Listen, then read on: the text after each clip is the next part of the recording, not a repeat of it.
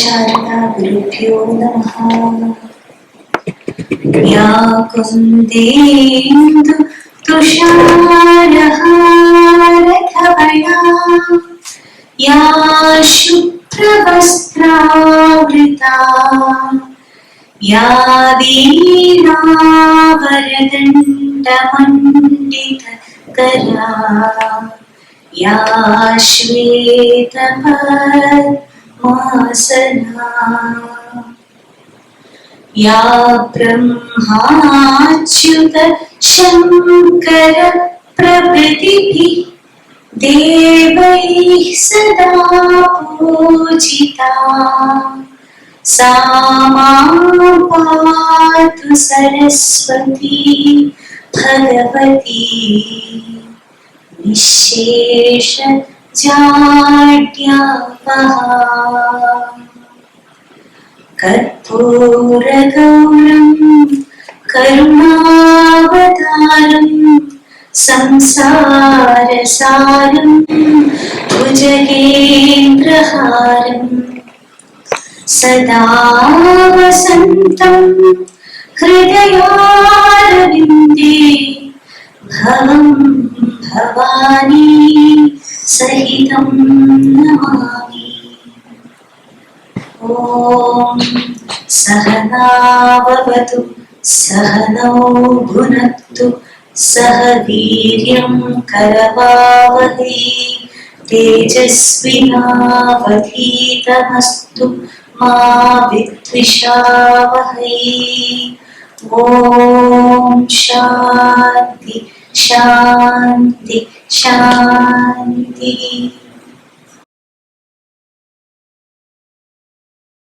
Many times. Swami Chidananda Puri is a popular teacher of Vedanta, orator, author and a social reformer. In 1989, on Shivratri day, Swamiji got sannyasa diksha from Brahmalina Param Pujya Swami Chidananda Puri Maharaj. And as a disciple of Brahmalina Param Pujya Swami Chidananda Puri Maharaj, he was the second acharya of Madhavananda Ashram, Ahmedabad, Kheda, Gujarat. Swamiji established Advaita Ashram in 1992, the rural village of Palattur in Kozhikode, Kerala. Swamiji is the founder and managing trustee of Sri Shankaracharya Charitable Trust, which has 12 other branches across India, all functioning as centers of Vedanta studies and Sanatana Dharma. They provide monthly Vedanta classes, annual retreats, long-term Vedanta courses for dedicated students. Beyond his spiritual leadership, Swamiji also holds esteemed positions in various organizations, including President of Margadarshaka Mandal Kerala, President of Kerala Dharmacharya Sabha, Managing Trustee of Madhavananda Ashram Goshala Trust, and Trustee of Adi Shankara Samskritika Ekadanyas, Madhya Pradesh, and many, many more. Swami Chidananda Puri served as the chair of Sanatana Dharma Studies and was visiting professor of Sanatana Dharma Pida at University of Calicut. Swamiji is the chief editor of Advaita Ashram Satsangam, a monthly magazine in Malayalam. Swamiji has written many books and over 60 have been published so far. Swamiji has received numerous prestigious awards in recognition of his outstanding service from various Dharma organizations. Swamiji has delivered speeches and conducted classes and camps in many countries like Sultanate of Oman, UAE, USA, Czech Republic, Italy, UK, Singapore, Australia, Bahamas, Greece, Canada, etc. etc. We are blessed to have Swamiji here again. And my personal take is that if you haven't listened to his talks on YouTube, you should. And Swamiji is a straightforward speaker. He doesn't mince words. So if you ask a question, you get the right answer. Whether you like it or not, the answer will be coming right back at you. So with that introduction, I invite Swamiji to light the lamp and start.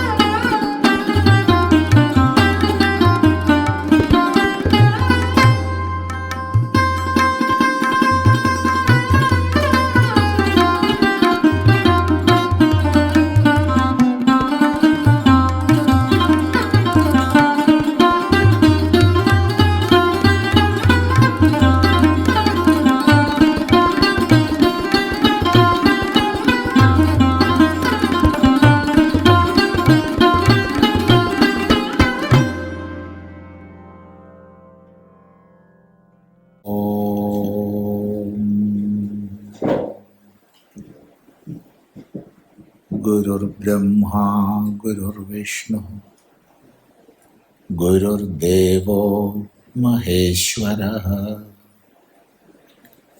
Guru Sakshat Param Brahma Tasmai Shri Gurave Namaha. Om Sadashiva Samarambham Shankaracharya Madhyamam Asmadacharya Paryandam Vande Guru Paramparam. Oh,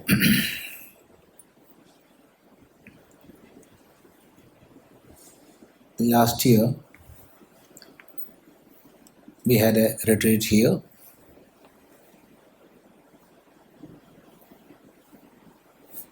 Many of attendees of this year were there. There was a formal inauguration last year.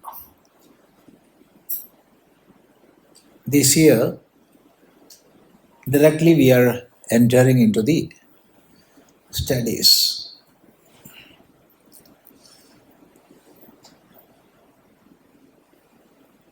We will have a small yogasana session in the morning, and without any formality we are sitting here. So we can sit for some time, discuss the subject matter, then we can have interactive sessions, then again the subject matter, like that we can go. So what I am saying is, there is no any formality, we are one. We are one, and we can discuss whatever topic we want. But before entering into the topic of discussion, let us have a small introduction. This time we are more focusing on Dharma. Last year we were here discussing about Upanishad, that took an Upanishad. Some mantras we studied. But when Swamiji invited this year, I told her we can have a basic Dharma discussion.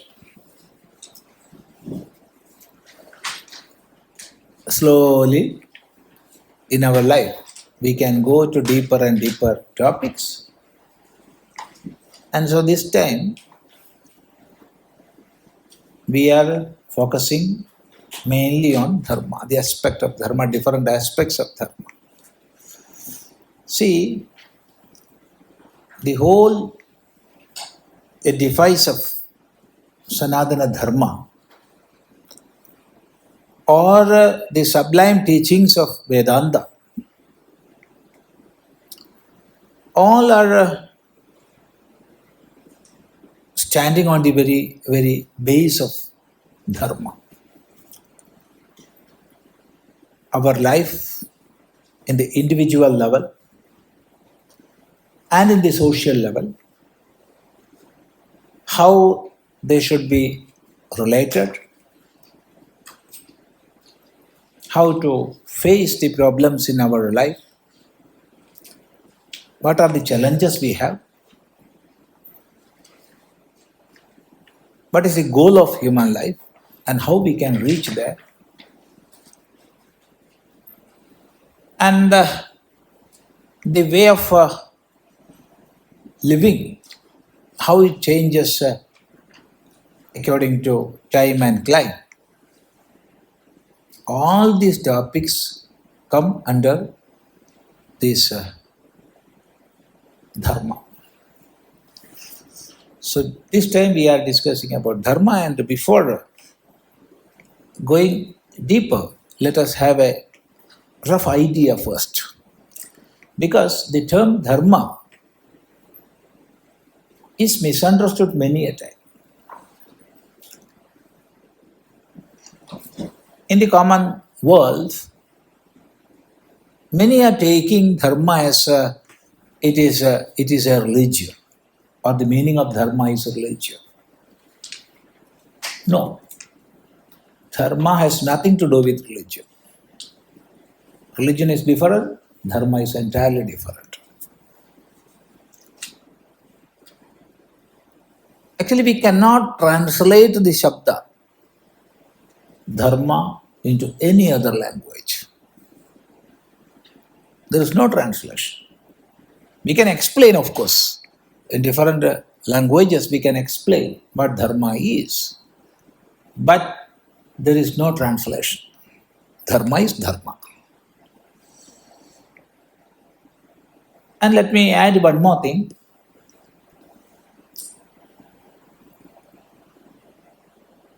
Our Rishis,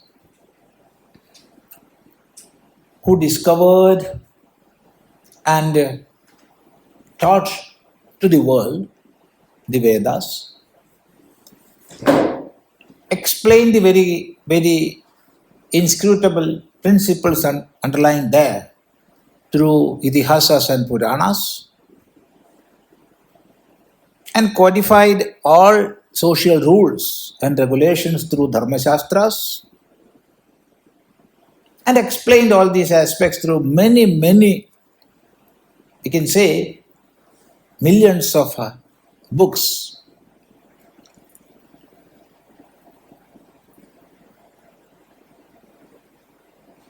When a student comes and asks, what is the greatest contribution of Rishis to the whole world? My reply would be, it is the concept of Dharma. Of course, Ayurveda is there, Vedanta is there, and different branches of science are there. Mathematics is there, and there are two different branches of that. Chemistry, physics, many branches of science are there, written by them, given to the world. And we will sit with wonder when we enter into such teachings. And the practical application of those. For example, if one goes and see the huge, gigantic temples of Tamil Nadu, how the Gopuras are, Vimanas are. You know what is a Vimana? Vimana is a structure which have more than 7 floors. That is Vimana. A Gopura with more than 7 floors are called Vimanas. So, seeing the Vimanas in Tamil Nadu temples, we will sit with wonder, the architect of the modern time, how they build. So, the Shastra behind that. And if we go to Ayurveda, the Samhitas of Charaka and Sushruta, or those texts of later Acharyas, or we go to sexology, the Kama Sutra of Vatsyayana, we go to the Arthashastra, economics of Chanakya. In all these branches, that much great contributions, invaluable teachings our Rishis gave, and we must be proud of that. But at the same time, considering all this, and prostrating before those great acharyas who gave all this knowledge to the world, even after that I am saying the greatest contribution is not all this. That is the concept of Dharma. Then comes the question, what is Dharma? We can say Dharma is that which is uniting everything together. Right from subatomic particle to the grossest universe, everything is held together through a scheme, an order, which is called Dharma, and our Rishis discovered this order, discovered this scheme which is holding everything together. And they taught the world to lead a life according to that scheme, that order. Adjust our life in such a way that it will not disrupt the scheme of the universe or the order of the universe, or we can use a more apt word, the rhythm of the universe. Dharma is the rhythm of the universe. It is the order, it is the scheme by which everything is held together. There is a mantra in the Ishavasya Upanishad, which is a part of Shukla Yajurveda. You know, Yajurveda have two versions, Krishna Yajurveda and Shukla Yajurveda. And in Shukla Yajurveda there are 40 chapters. And the 40th chapter is called Ishavasya Upanishad because it begins with the mantra Ishavasya Midam Sarvam. There it is said, Yatha Tathyato Arthan Vyadadhat. Let me repeat the mantra once more. Yatha Tathyataha Arthan Vyadadhat. The meaning is, everything is divided and held together in a way how it should be or how they should be. Each and every particle, let it be subatomic particle or let it be the grossest universe, a solar system or galaxies, whatever it is, everything is held together in a way as it should be. What's the meaning of that? There is an order, there is a scheme, and that order or that scheme is ruling everything, holding everything together. And as a part of this world, we all are within that. Nobody can transcend that or go above that rules. So in our life, we have to obey that, or we have to understand what is uniting us together, or what is the rhythm of the whole universe, or what is the rhythm of the manifestations, the whole manifestations, how everything are held together, and accordingly we have to adjust our life. And therefore, while teaching the basics of Dharma, Bhagavan Vedavyasa in the Mahabharata says, Shruyatam Dharma Sarvaswam Shrutvaida Avadharyatam Atmana Pradikulani Paresham Na Samacharet. See? Shruyatam Dharma Sarvaswam. You people, you hear the essence of Dharma. Shrutvaidad avadharyatam. After hearing, Simple hearing won't do. After hearing, you have to obey that. What is that? You follow that. Atmana pradikulani paresham na samachare. Don't do to others what is not acceptable to you. Don't do to others what is not acceptable to you. This is the crux of Dharma. That's why Bhagavan Vedavyasa says, Dharma sarvaswam. This is the essence of Dharma. So we all are here living and we want happiness in this life. We want different pleasures in this life. There is no doubt at all. Nobody can ask, no, don't go for happiness. Nobody can say. Because everybody wants happiness. Once a small girl asked me, "Oh Swami, why did you accept sannyasa?" My immediate reply was, for happiness. I want to be happy. Then she asked, "Are you happy?" I am happy always. I am always happy.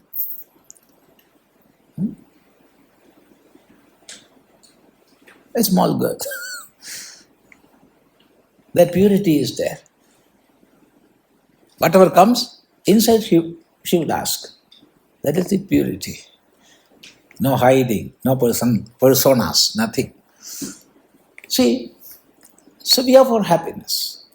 So for our happiness, we are working here. Sukhartha sarva bhutanam mata sarva pravruttayaha. So says Ayurveda Acharyas. All beings, it is not the case of human being alone, no. All beings in this universe are acting or doing for what?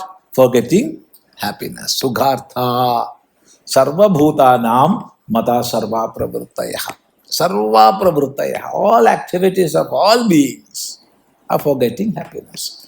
But here comes the value system which we call dharma, that when you lead a life to have happiness, think about others.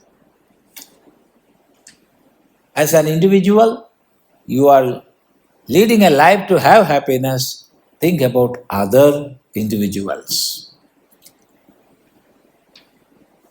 And as a part of a particular society, you are working for having happiness, think about other societies.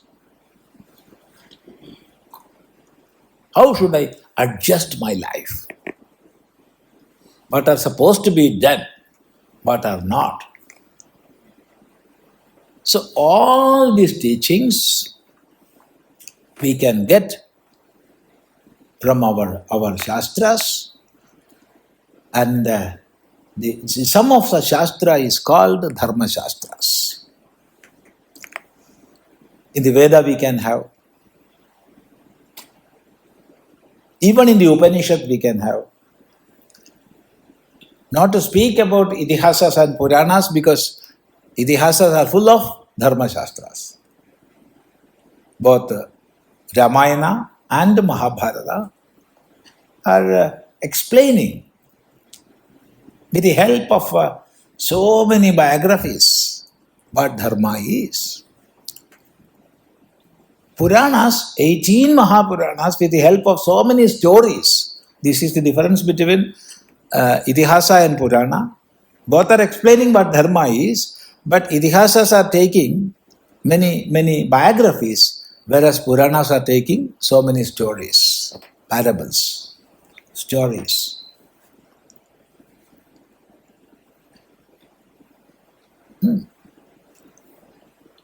And both these are for explaining Veda. That also we have to understand. Itihasas and Puranas are written to explain Vedas. Now, just understand this much. When we see or when we go to Dharma Shastras, it is such a vast subject, and there are millions of books or teachings written by many acharyas. Then a question comes, based on which text we are going to study Dharma now?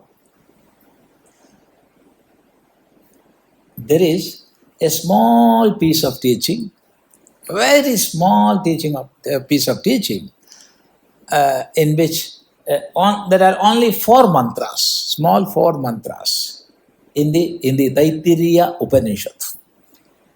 That part we can take here. We can study that, or we can try to study that part. See, Taittiriya Upanishad is one of the major Upanishads. I think you know about Upanishad and all. Yes. If an introduction is required, of course we can have. Upanishads are the final words of Vedas. And Upanishads are part of Vedas. In many scholarly speeches, we will hear Vedas and Upanishads. No, we must not say it like that. Vedas and Upanishads, no. Because Upanishad forms part of Veda.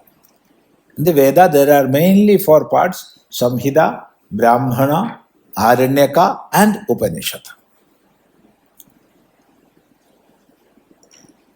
So, Upanishad or Upanishads, we can say both ways. When we take the knowledge, it is Upanishad used in singular, because the wisdom or the highest knowledge is one without a second. So there are no Upanishads when we take it as to mean knowledge or wisdom. But the book through which that is taught, there are many, and there are many Upanishads. Then when we say there are many Upanishads, somebody may come and ask, how many Upanishads are there, Swami?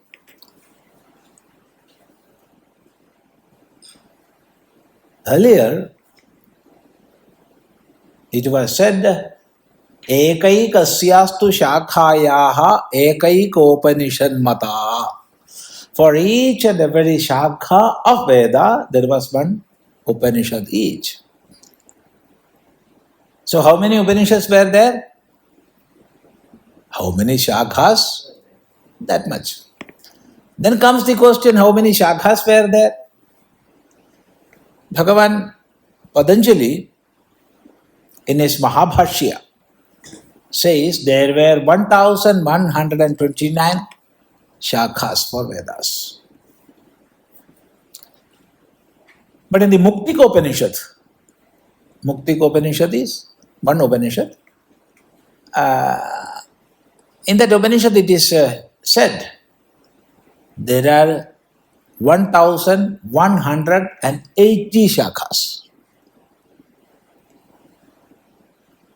1180 shakhas.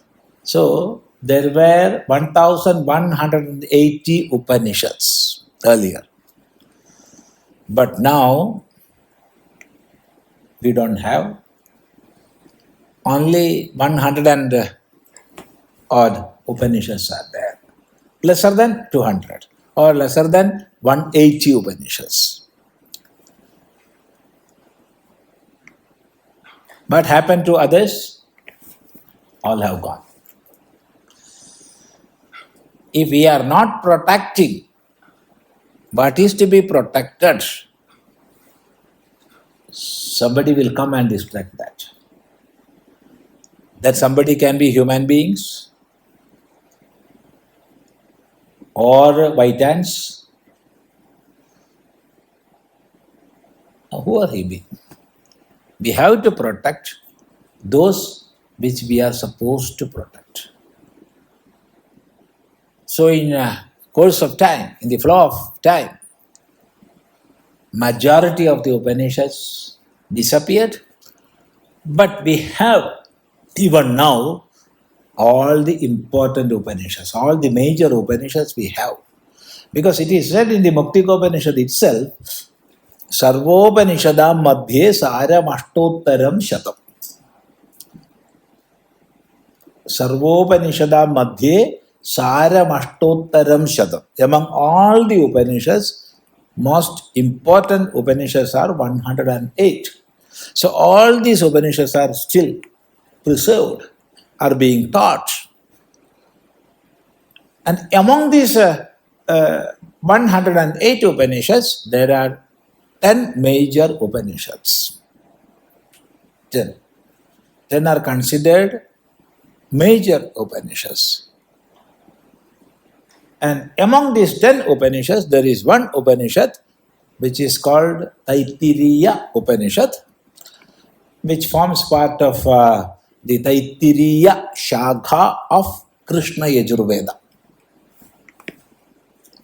The Krishna Yajurveda, there is a Shakha, Taittiriya Shakha, and in that we have Taittiriya Samhita, Taittiriya Brahmanam, Taittiriya Aranyakam, and Taittiriya Upanishad. So this Taittiriya Upanishad, within that there are 3 parts, which are called Vallis. Valli. And first Valli is Sikshavalli. Sikshavalli. Sikshavalli is also called Sikshavalli. Sikshavalli, another name is Sikshavalli. So there are many sub-parts which we can call chapters in that. And 11th chapter, remember, 11th chapter of the Sikshavalli, it contains 4 mantras. Those 4 mantras we are going to study here.